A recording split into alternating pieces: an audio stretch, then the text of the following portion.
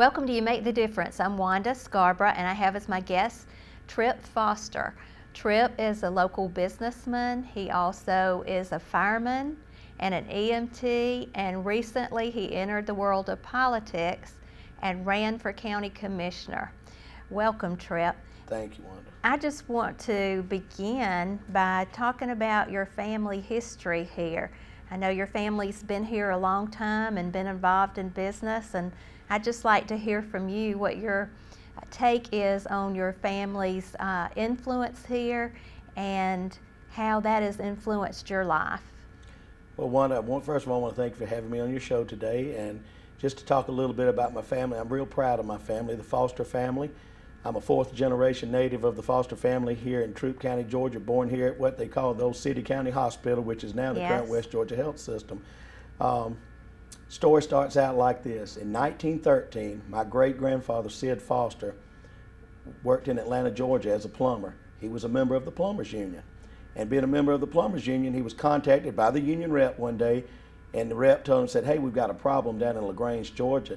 Said, Tripp County is the county seat. Said, we need you down there to help run a business of a fellow union brother. And he said, well, what's going on? He said, well, the fella became real ill and he's in the hospital out there at City County, and we don't know if he's going to make it, and we need you to help keep his business afloat.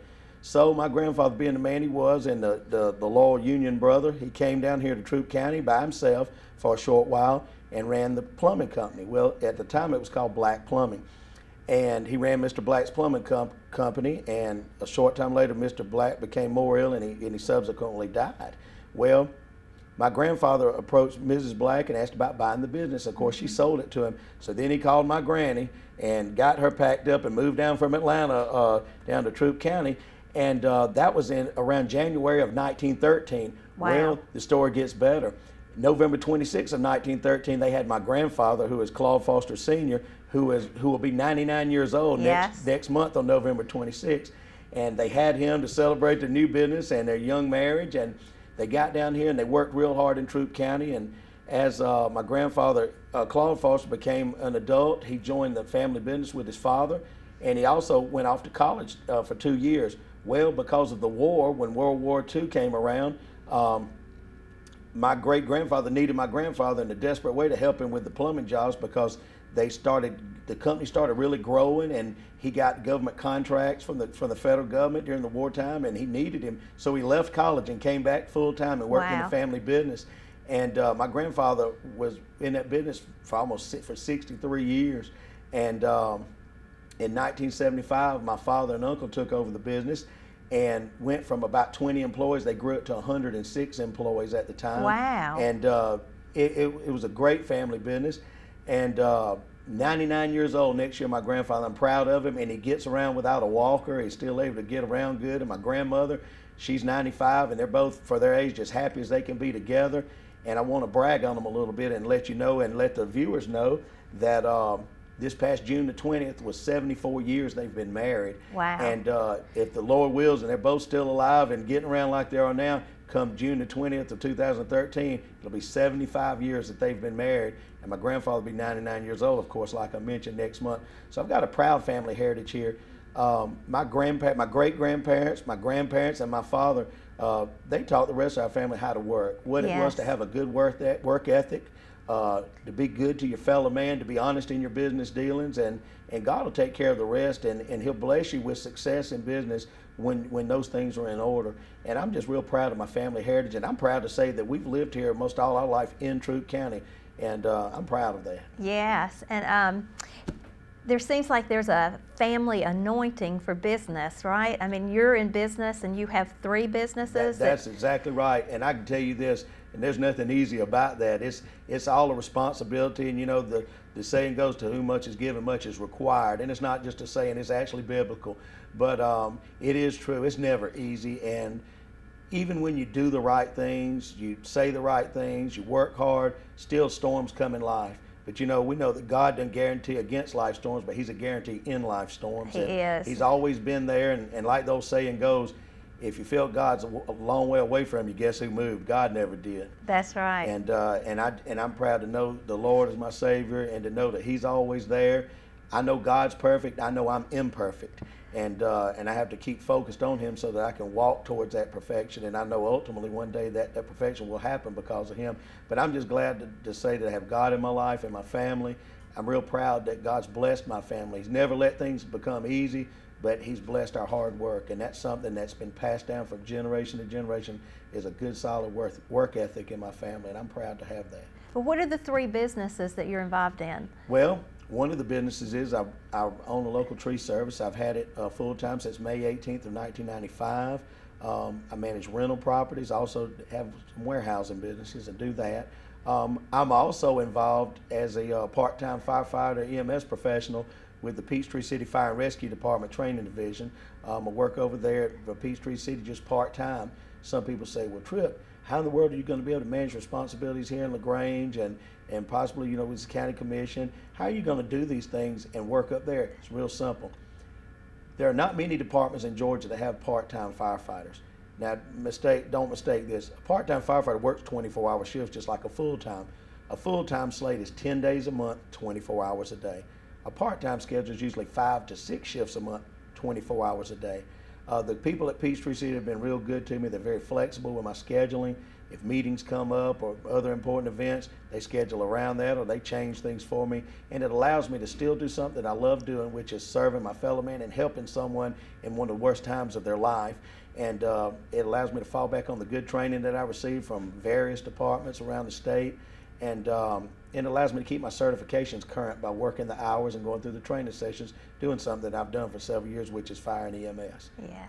Mm-hmm. Now, with all of that going on, what caused you to want to get involved in politics? That's a good question, Wanda.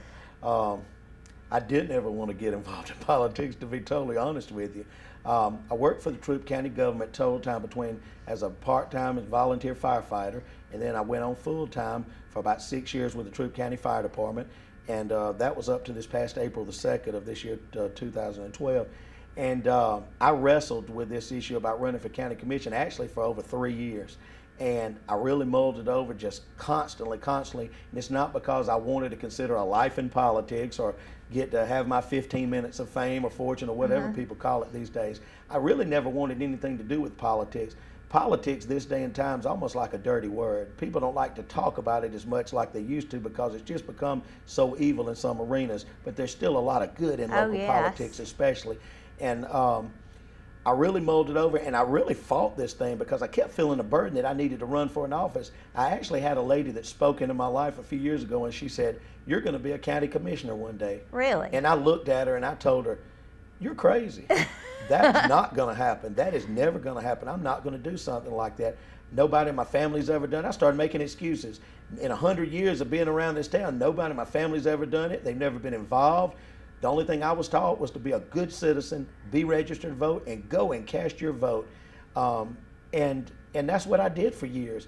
Nobody in my family ever held a public office. They never ran for one. They just tried to support good candidates and do their part as a good citizen, of course, and vote.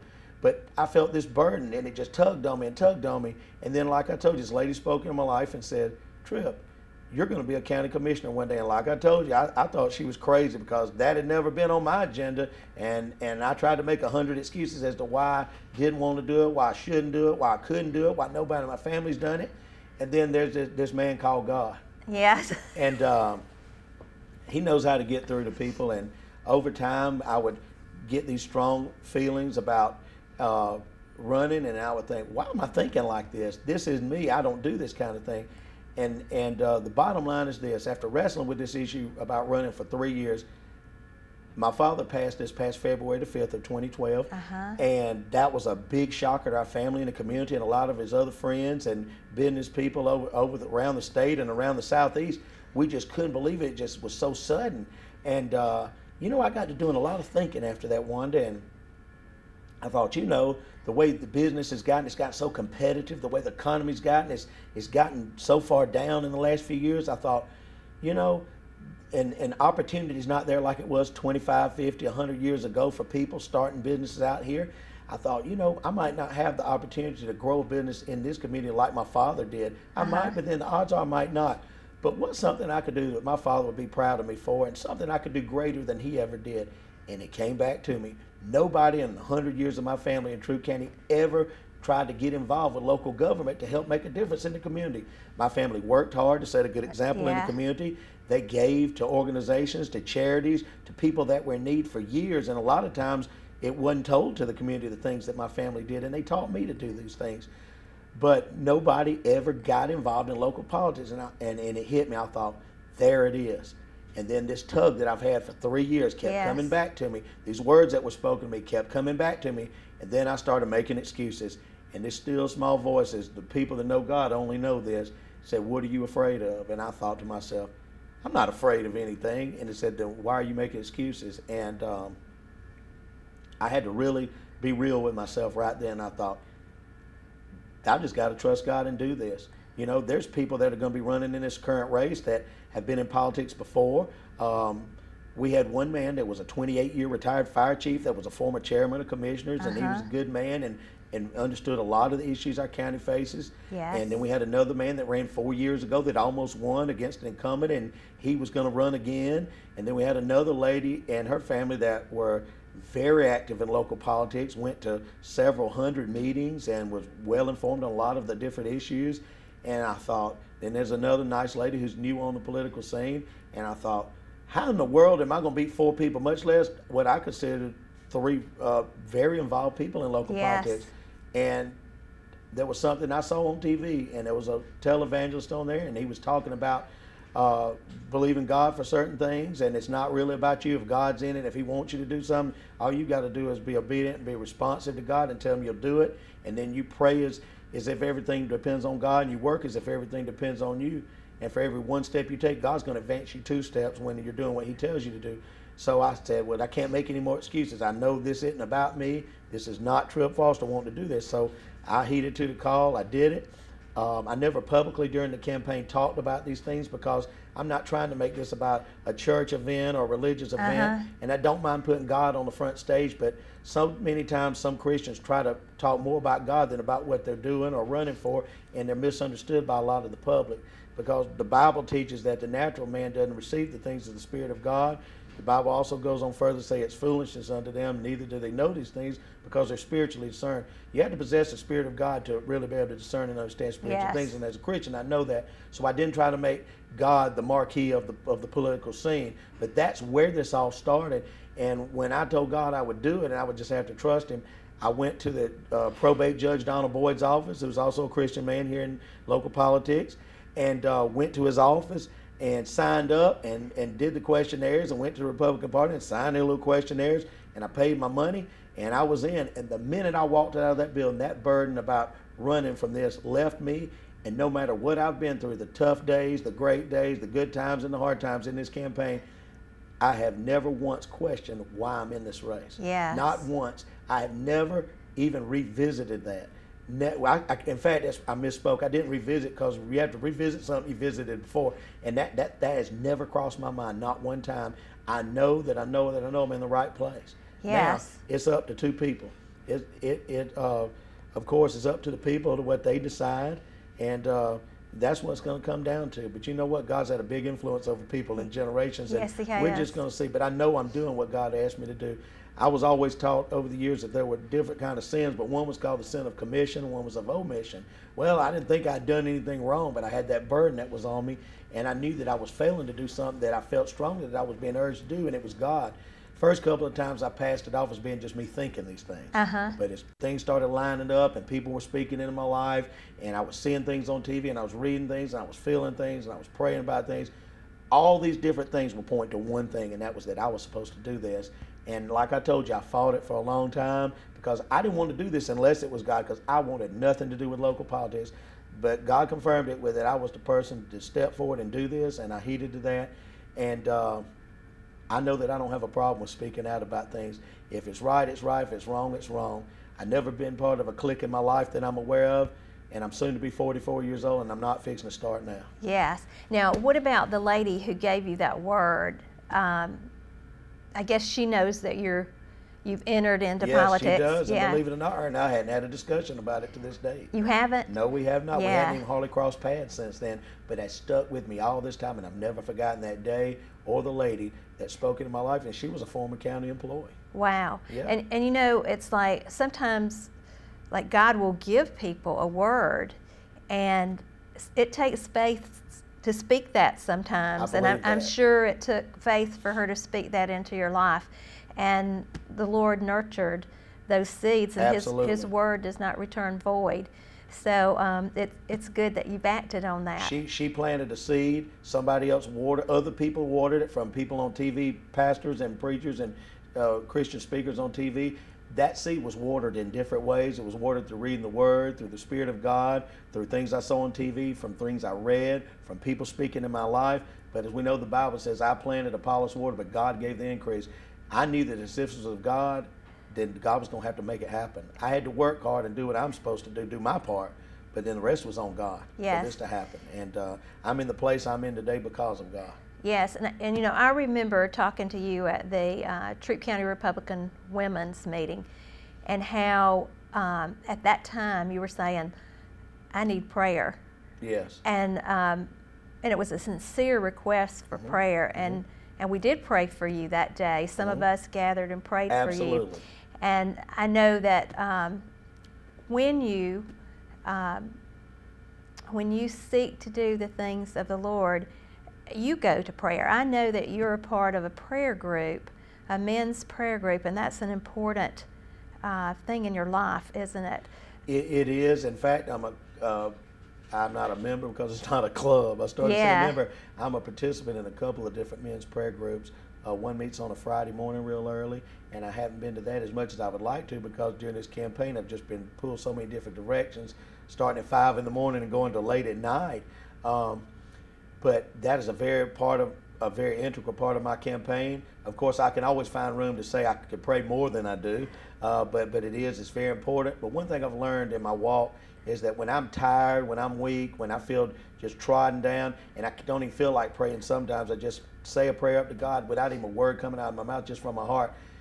God has been there for me so many times, and He works through people and circumstances, and the Holy Spirit and the church and His Word. But He speaks. Those are different ways that He speaks. And when I asked for prayer that day, I was sitting there looking at so many different people who were well versed in politics, who were very active on the political scene, who some of them had no other thing to do but politics. They were retired. And a lot of these people were very passionate about what they believed and about what they wanted to do. And here I am working a couple of jobs, managing businesses, and trying to raise my family along with my wife Stacy, who I've been married to for 18 years and counting. And you know, it's just a great responsibility being new on the political scene. I wasn't new to LaGrange. I wasn't new to what's going on in politics, but I was new to politics. And I had all that pressure on me, and I thought, you know, when you're too tired to pray sometimes, God's got other people can intercede for you on your behalf. Ask them. And so I had no problem with asking for that prayer, and I've asked for prayer since then, and I felt a lot of pressure, especially with 5 people running for one seat. I mean, tell me, look at history in Tripp County. When was the last time in Tripp County, Georgia, we had 5 people at one time running for a seat, and 3 of them, a 28-year fire chief, former chairman of the county commission, a man that had run 4 years before and was running again, that was well known, who had family, was in the Department of Education and on the county commissioners. Another fine Christian lady, Ms. Gilmore, who was running for this seat also, and she's very dedicated to the Republican cause and to local politics, and really to helping try to make things better for our citizens. And these people were great people, and here I was not involved in the political scene, and I thought, well, God, you got me into this, and you're going to have to see me through this. And that's when I felt God spoke to me and said, hey, ask for prayer. And I want to say this about the Tripp County Women's Republican Party. I am so very well impressed with the way they do things. In fact, I've told people often that I'm more impressed with where they handle business than some men's groups I've been a part of. I mean, they're so disciplined. Sure, nothing's ever perfect, but they do a fine job. And I was so impressed from the first time that I ever went to one of their luncheons that I actually went and joined as an associate member that very day. I wanted to be a part of that. Helen Rice is the current president, and man, she would just get up there and really speak well and speak with authority and with passion about the Republican Party, about the political scene nationally, statewide, and even she was very well informed to local. And I was just so impressed. I was like, wow, I want to be a part of something like this. And Ashley McCoy, she was one of the opponents of mine in the first race. And she said, Tripp, did you know that you could join as an associate member? I'm like, no, how much? She said, here's how much, pay it up. And I paid right on the spot. And I was so happy to be associated with that women's group. A fine group of women and a lot of good Christian women as a part of that. And I want to reiterate this. You know, back during some of the toughest times in our nation, especially during the war times, the world wars, women played a big part in protecting this country while a lot of the men were overseas fighting. They got involved in politics. They did a lot of things that, because women were looked as a subclass for so many years, they weren't given the credit for all that they did. And because of history and because of some of the groups around now, they're starting to talk about that more.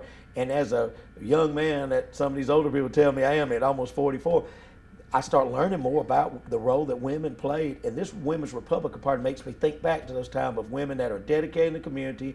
And at various times, unfortunately, when men didn't step up and do their part, God had those women strong right there to help be a supporting cast to keep this nation moving forward, to keep this state moving forward, to keep Tripp County moving forward. Yes. And I'm proud to be associated with the Tripp County Republican women. Yes. Well, and also, you know, that reminds me of the Nancy Harts of LaGrange. Yes. And how in the Civil War, when all the men went off to war, 46 women came together to practice shooting a gun and becoming proficient in the use of guns so that they could defend our city.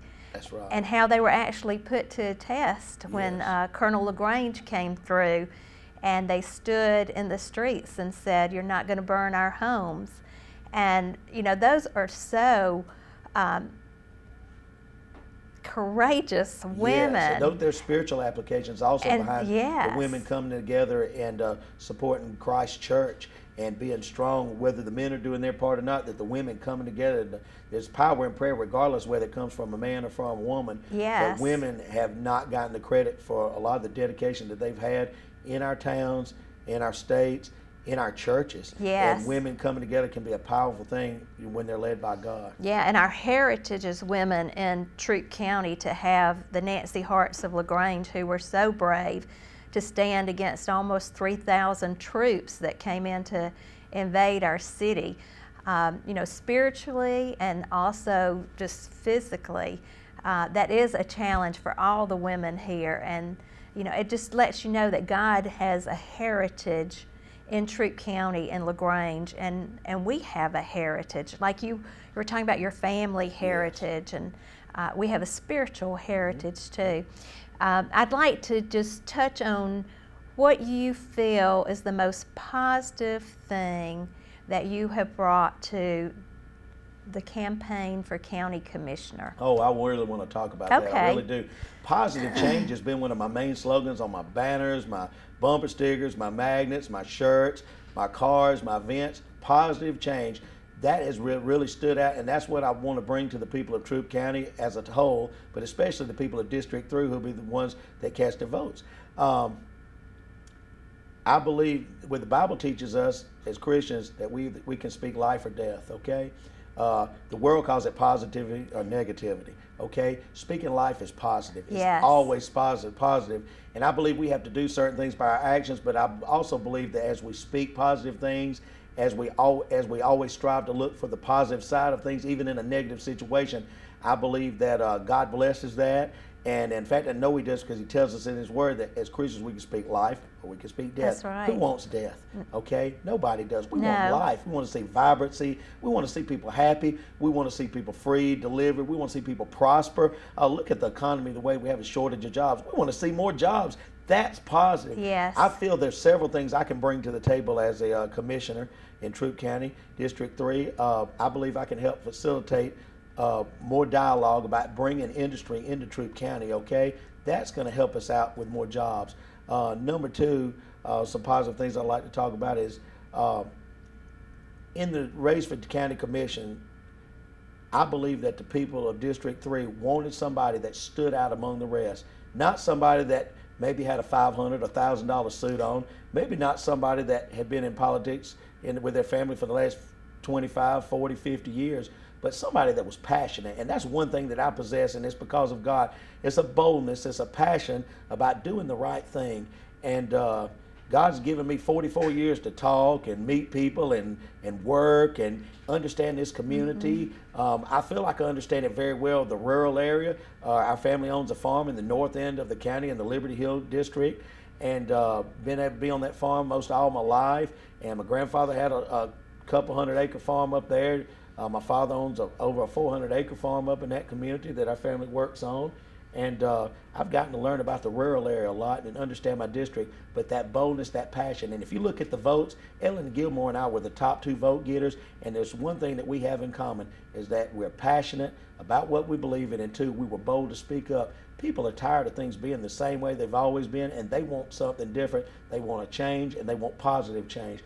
They want someone that will stand up for them, not someone that's part of a clique or part of an old system, but somebody that's a common citizen that will stand up and say the things that are right and speak the truth at all times. And the people put their confidence in me and moved me forward in the commission race for that very reason. I'm very assured of that. People are tired of the negative. They want positive change.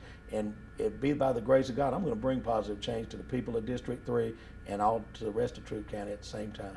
Okay, we have about 2 more minutes, and I just want you to tell what your grandmother told you about voting and why you think voting is so important, and encourage people to come out and vote. Okay, when I was 18 years old, I had registered for selective service, registered to vote, and it came voting time.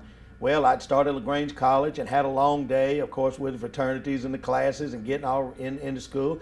And I came to her house that day, and first thing she asked me when I walked in, she didn't ask me how was class, how are your grades, like she usually did. She said, "Did you go vote today?" And I said, I knew it was a loaded question because I knew there was something behind it. I said, "No, ma'am." She said, "Why not?" And I said, well, I gave her a lot of excuses. And she said, "Tripp, sit down right now, cut that TV off." And you know my grandmother, she had a TV on all the time. She cut that thing off. I knew this was serious business.